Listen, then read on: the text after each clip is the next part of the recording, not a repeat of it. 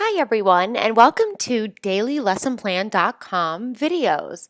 My name is Emily Duplessis, and I'm here today to share with you 5 ways to keep students engaged in our classrooms. And really, primarily dailylessonplan.com focuses on the ELA classroom, right? English, language arts, reading, so on and so forth. But this video and the tips that I'm going to talk about in this video can certainly be applied to any classroom, no matter the content area, because it's really all about just engaging students in our lessons. I want to tell you a little bit about myself. Like I said, I'm really glad that you're here. My name's Emily Duplessis, and I am a fellow teacher. A little bit about myself. I am a wife and a mother. I have a darling daughter who is just about 14 months at the time of this recording of the video. She's so much fun, and I have got to say that the age that she is right now is just unbelievable as she's starting to babble and talk and say hi and bye and start to figure out conversation, even though I don't really know what she's saying. Oh my gosh, she's loads of fun. But so my husband and I have our little girl Molly. By day, I'm a teacher, and I've spent a majority of my career teaching English, but recently, just this past year, I took a new position at a new school in a new state, and now I'm actually teaching reading. But not only am I teaching reading, the crazy thing, when I got this job, I was also offered to be an instructional coach. Now, I'm stationed in my home base is in Pennsylvania. And so one of the initiatives that is happening in the state is there is a program called the Pennsylvania Institute for Instructional Coaching. And it's an initiative that's putting and helping fund for instructional coaches in schools throughout the state to work with teachers, collaborate with teachers, attend professional development, go back, share it with them, help lead professional development. And I am the instructional coach in my school. And so it's been a new position, but it's been very, very cool. I've got to attend tons of professional development. And a lot of the stuff that I'm learning at professional development, I'm sharing here on Daily Lesson Plan because, there's so many great things out there. And unfortunately, with budget cuts and lack of time, it seems that less and less of teachers are able to get out and attend these professional development events for one reason or another. So I really hope one of my goals with these videos on here is to help share with you some of these tips and things that are out there at these events that maybe you can or cannot attend. A little bit about my background. My undergraduate degree is in English education, hence why I spent the bulk of my career so far teaching English. I also had a minor in Spanish.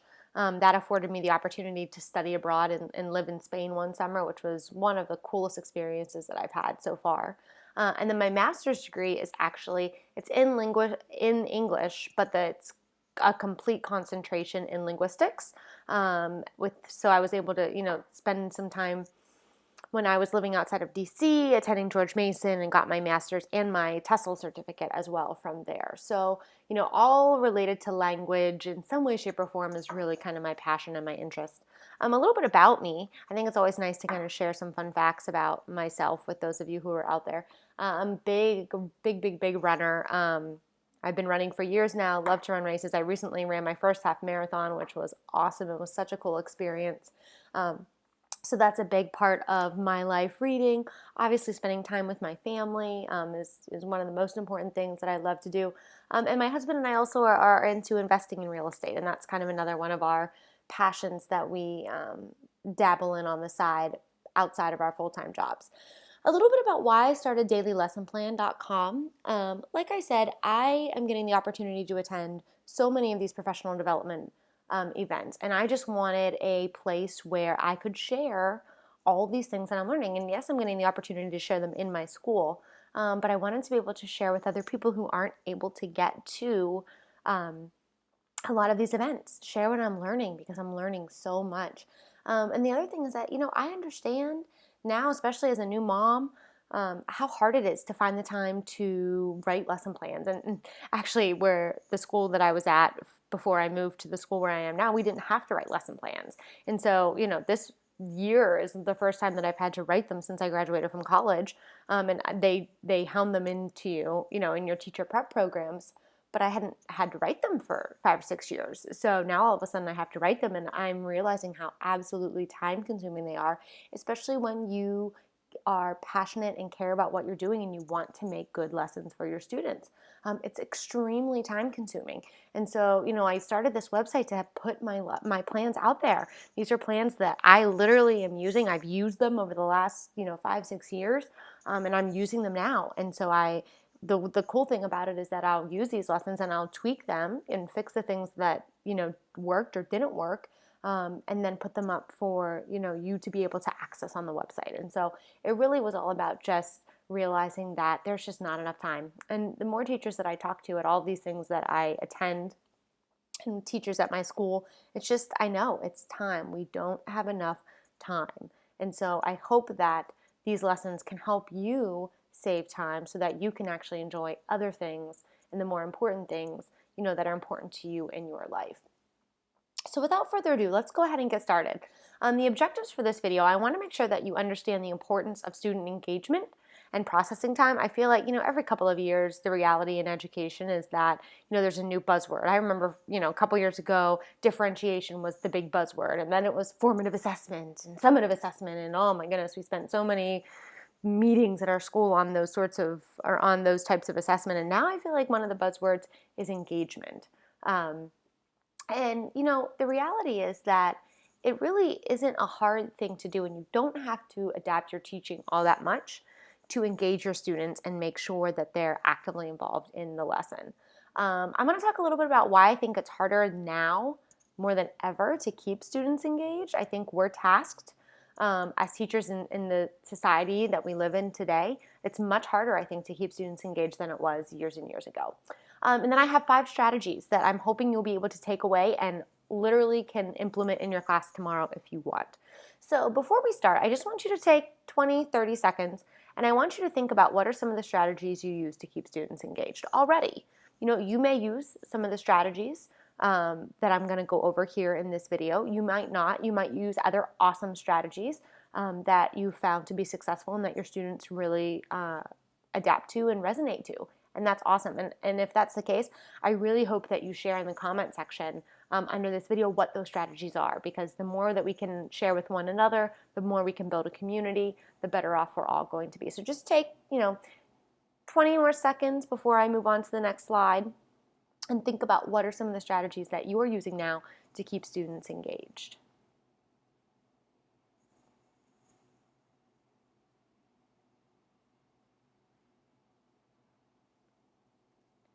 All right, so student engagement. Like I mentioned in the objective slide, I think that we really are given it's a hard task to keep students engaged. Think about it. In the world that we live in today, kids are constantly stimulated. And yes, I agree, as adults, a lot of times we're just as bad as the kids and have our phones with us or are in meetings and looking at our phones, and we yell at our kids for looking at their phones in our classes. Sometimes we're just as bad as the kids. But as a result of that, these kids are constantly, there's this need to be constantly stimulated. And so the minute that they just have to sit quietly for 2 minutes, 3 minutes, and focus on, reading a short passage or just sitting and thinking and reflecting, I mean, it's brutal for kids today to have to do that. 2 to 3 minutes to just sit and reflect quietly. I mean, it's hard. They need something. They want to pull their phones out. They want to play on the computer in front of them. I mean, it is unbelievable. And so I really think that we're facing this issue, and that we need to have even more tools in our toolbox, in our teacher toolbox, to be able to combat this issue so that we are making sure that our kids are staying actively involved in our lessons. Because if they're not actively involved, then how much are they really getting and understanding out of the lesson? We need to make sure. And as a result of that, I think it really ends up kind of flipping classrooms around a little bit. I think back in the day when I was in school, and I know years before I was in school, because reality is I'm not that old, I think the teacher was really the center of the classroom. The teacher lectured, it was all about the teacher was the one talking, the kids really just kind of sat there and they didn't really have to do anything. And I think as a result of the shift in what's happening in society and kids, we have to make the kids the doers. We are no longer the doers as teachers. We're the guides. We need to guide them. It goes along with my favorite quote about teaching, and teaching is aiding in the art of discovery. We're there to aid, we're there to coach, we're there to guide. But the students have to be the ones learning, they have to be the ones doing, right? We have to start getting them to be the ones doing, creating, negotiating meaning in our classes. And as a result of that, they're going to become active students and they're going to become active learners. And so that's really the goal when it comes to engagement, is just creating these active learners. All right, so let's get right into the strategies. I know that's why you're all here today. The first one that I'm going to talk about is a 3-2-1.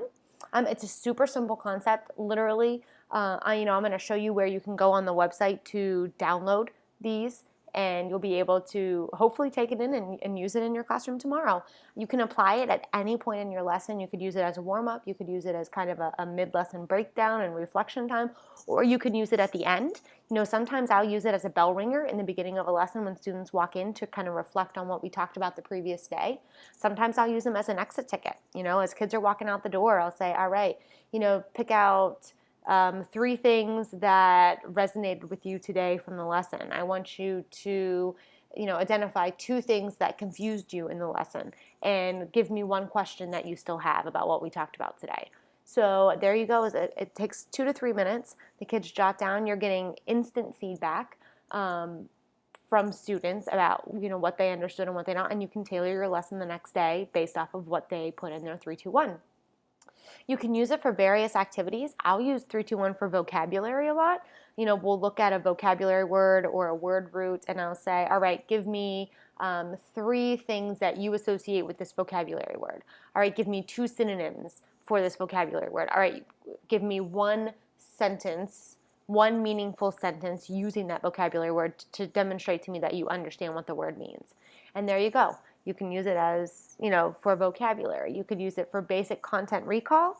If you're a history teacher, you could say, and you were talking about, Abraham Lincoln, you could say, all right, tell me 3 facts that we learned about Abraham Lincoln today. Tell me 2 of his most famous things that he achieved while he was a president. Give me 1 question you still have about Abraham Lincoln. You could do it with time periods. You could do something with math equations. If you're talking, and I'm not a math-oriented person, and I assume you might not be if you're here, but maybe you are, you could say something, give me 3 ways that you can figure out the slope of a line. Give me 2 types of slopes. Give me 1 question you still have, right? So you really can apply it to any classroom, any content area. It's super easy. Here I just kind of put a quick template. I have downloadable templates. They're free. You can get them right off of the video webpage when we get done with the video. But here you will see that they can put their name, then they have a 3, a 2, and a 1, and you dictate what they put by the 3-2-1. So, you can just copy like 100, 200 of these at a time. Just keep them in your classroom, and then you just hand them out. They don't necessarily have to have content-specific information on them. You can tell them what specific information needs to be on there. It doesn't necessarily need to be on there. So it's super easy for you to have and to be able to use at any point in a lesson. And kids typically, they like it. They like to be able to take that time to reflect. They usually take it very seriously, and it gives you a lot of great information as a teacher in terms of formative assessment. The next one I'm going to talk about is Turn and Talk. Turn and Talk comes from the name, I guess I should say, is coined through a program called the Penn Literacy Network out of the University of Penn. And they are very much involved with the PIC initiative that's happening in the state of Pennsylvania. But basically, it's just allowing kids time to turn and talk to a neighbor about what's happening, right? So there's this whole push for us as teachers to make sure that we're remembering that students need time to process the information that they're learning, right? We can't just throw information at them constantly for 40 minutes, 60 minutes, 90 minutes, and expect them to be able to have it all when they leave and be able to tell us what it is. We have to give them time to stop, to think, to verbalize what they're learning, right, and to process it. So this Turn and Talk, this idea, is super easy. You don't have to prep anything for it. You just have to consciously make an effort to stop a couple of times in a lesson and allow kids time to turn and talk about what you're teaching. It allows students to put it into their own words. Maybe if they're not quite understanding you as a teacher, in what you're saying, when they hear a peer explain it, they might get it. We all know that social learning is a huge part, and kids learn so much from their peers. You know, yes, they learn from us, but they learn a ton from their peers. And sometimes it's just having a classmate put it in their own words, and it makes all the difference. It gives, like I said, students the opportunity to verbalize what they're learning, allows them to hear a peer put it in their own words. Like I said, you can do this at any point in your lesson. You don't have to make any copies. You don't have to strategically plan in a lesson plan. You can just say, and it could even be, you know, you're teaching a really dense lecture and you start to see the kids kind of losing it and starting to fade off and start dreaming into dreamland. Stop, have the kids turn and talk about what you're talking about. It stimulates them, it gets them engaged again, and it's super easy for you to be able to implement in any classroom at any point in time during a lesson. Stop and jot. Stop and jot is one that I've kind of coined. It kind of pulls together a couple of different strategies that I've been learning, and I just kind of coined the name stop and jot. Again, it's this whole idea of giving kids time to process what they're learning. So with turn and talk, right, we have the oral processing time. So they're able to think about it and then they're able to verbalize what they're thinking, what they're learning. Now let's take it one step further and let's get kids writing, right?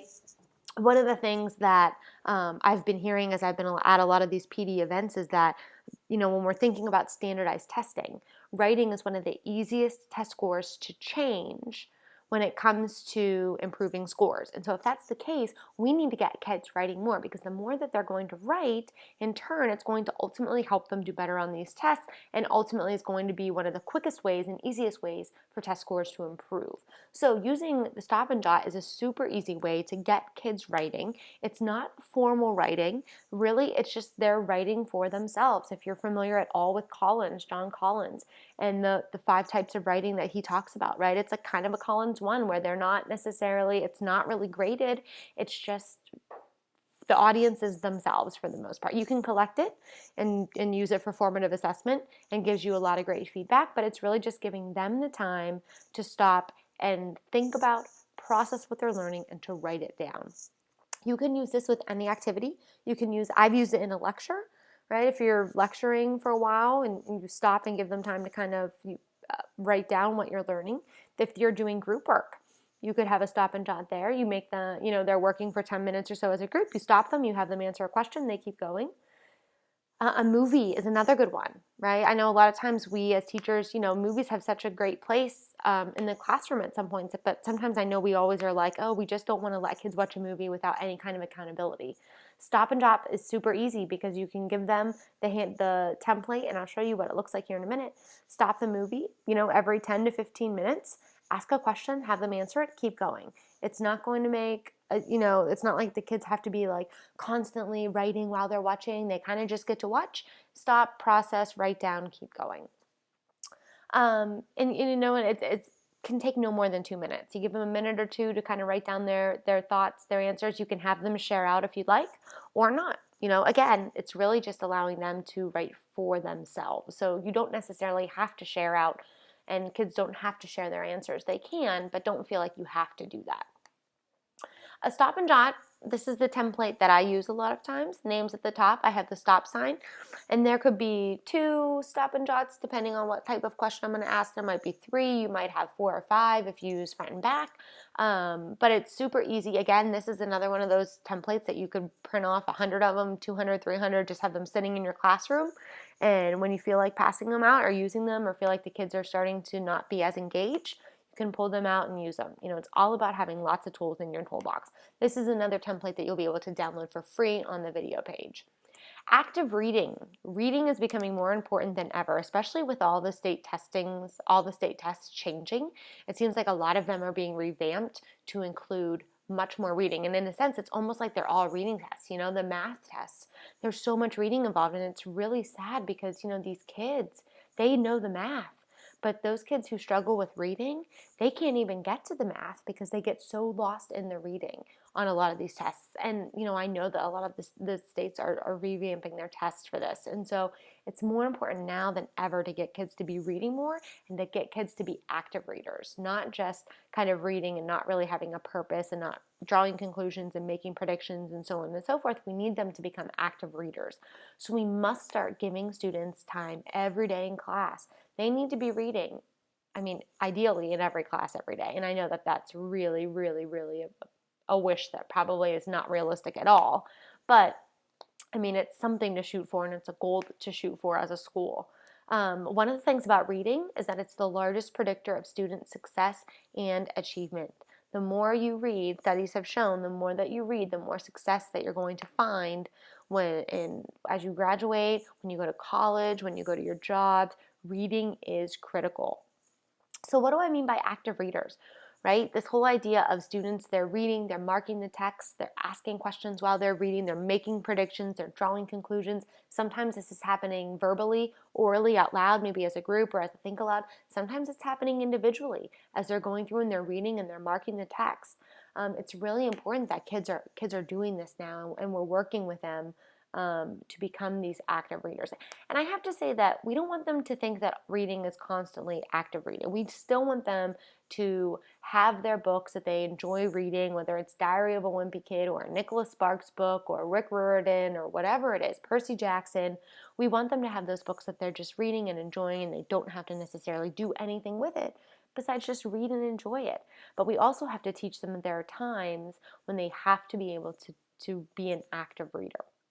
One of the great ways to do this, and you'll be able to download this on the website as well, on the webpage, is that if you take a Word document and you put a text just kind of on maybe 2/3 of the page on the left-hand column, and you just leave, maybe a third of the page on the right-hand column blank for text marking. Your kids can write their notes there, their questions, their comments, their predictions, their conclusions. They can write all of that stuff right on the side of the page, because we have to make sure that when we're giving them material, that the material is conducive to active reading.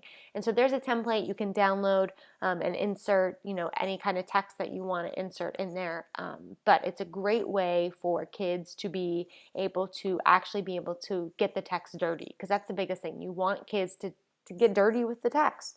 That's going to help them immensely when it comes to active reading. The last one I want to talk about are exit tickets. I'm sure you've heard about these. Research in education is showing that the first couple of minutes and the last couple of minutes are when students are retaining the most information. And so having a warm-up and a closing are crucial. You want to make sure that you take a couple of minutes every day to wrap up what was taught in your lesson through some sort of closing activity. It's giving the students kind of time to reflect on what was the big idea of the lesson today, what was the objective, what was the goal, did I meet it, do I understand what the goal was, am I able to even answer this question? That's going to give the student and you as a teacher, if you're collecting it, some feedback in terms of what the students got. There's multiple ways to use exit tickets. You can use just a plain exit ticket template, which I have.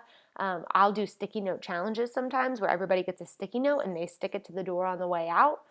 You can use 3, 2, 1s. You can have them turn and talk. You could do, activities where you have kids create a 6-word memoir where they have to kind of pick out 6 words that kind of describe the main idea or the overall theme of the lesson that day. You can have them create similes. I've had kids, they have to tweet in 140 characters or less what was the main idea of the lesson. If you're doing something with characters in a story, or even in a history class where if you're dealing with, a Benedict Arnold or John Adams or whoever it is, have students pretend that they're that person and they have to create a Facebook status update, based off of the lesson that we had today or what we learned today from their perspective. So you can get creative with the ways that you use your exit tickets, but making sure that you take a couple of minutes at the end of every lesson to give kids that time to kind of reflect on what was learned that day is crucial. Because especially if you're in a class or a school where you've got 8, 9, 10 periods a day, those kids are just getting so much information. They've got so much stuff going on that it's no wonder that they have such a hard time keeping track of everything and, being able to organize everything that they're learning in one day. So making sure that we strategically implement and give that time is really, really crucial to their learning. Here's a copy of an exit slip.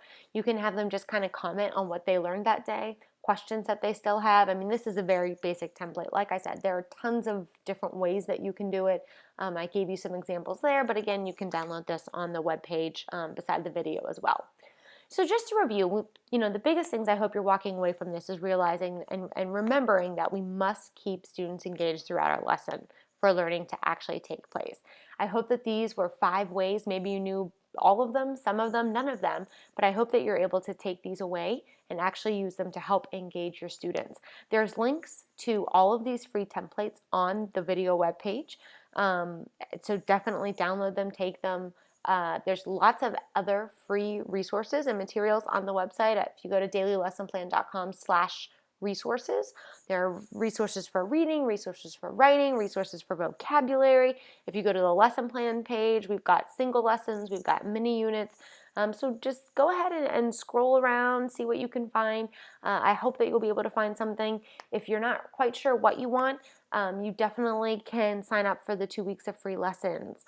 If you sign up with your email, you get 2 weeks of free, ready-to-use lesson plans, resources. They're all Common Core aligned. Everything that you're going to need is in there. You get a PDF copy, you get a Microsoft Word copy. That way, if you need to go in and make any kind of changes, you can do that as well. They're completely free, so make sure that you check that link out. I have a link on the webpage for that as well if you want to get access to those. So I hope at the end of the day, the last thing I want to end with is with you just taking a minute here, just like we talked about with exit tickets, and I want you to write down one strategy, or think about, if you don't have pen and paper with you, take 30 seconds and think about one of these strategies that you plan on using in your class this week. Then I want you to go print out the template, get it to the copy center, and get started with it. So just take 30 seconds. Think about one of those strategies that you feel your kids would, adapt to, or one that would really fit with your style of teaching or the content that you're teaching right now. Go and print it out. It's totally free. Check out the links there on the right-hand side of the video webpage. You'll be able to access all of those there. So until next time, thank you so much for joining me. I hope that you'll come back again on some of our other videos, and I look forward to continuing on this journey of teaching and instilling the love of learning with our students. So until next time, happy teaching.